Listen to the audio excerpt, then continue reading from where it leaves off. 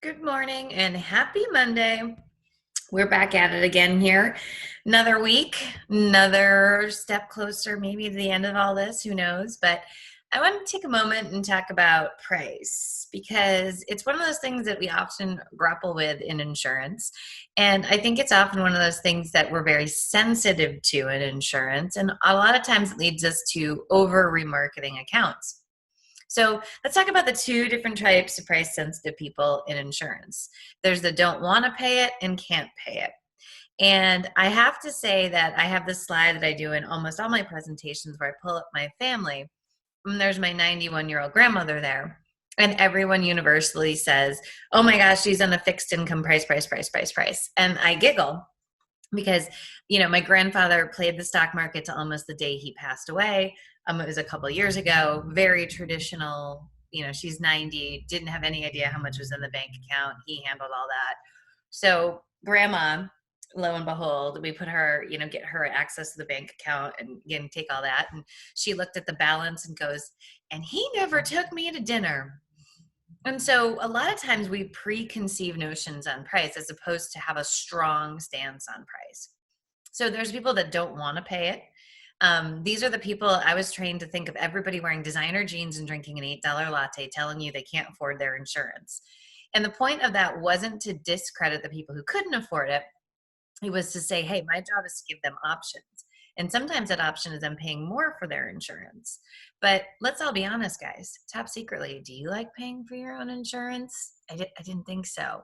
So we can't expect everybody else to. And the people who really can't afford it, unfortunately, they should have better coverage because in the event of a claim, they really don't have any options.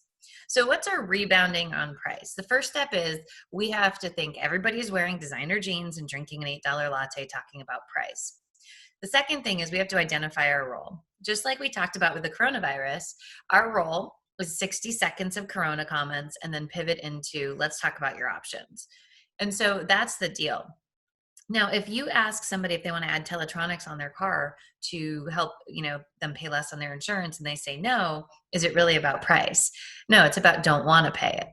And so when you provide people options of different discounts, deductibles, teletronics, and all sorts of stuff, even if they're small, by the way, you can't just lean on a remarket. You have to go and really dive into that.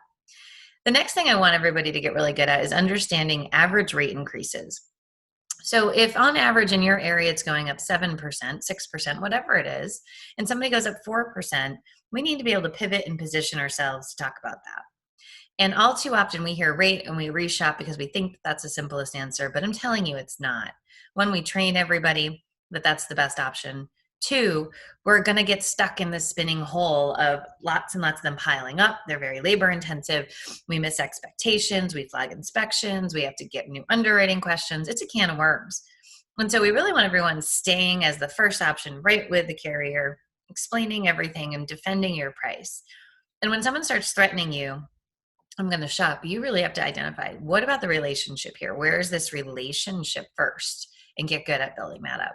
We're going to go over more price tips every Monday as part of our retention series, but we hope that you enjoy this and can get going and have a safe, healthy week. Tomorrow's our time management tips. Don't want to give any surprises away, but it's probably going to have to do with your management system. And hope that you all have a wonderful week. Talk to you soon.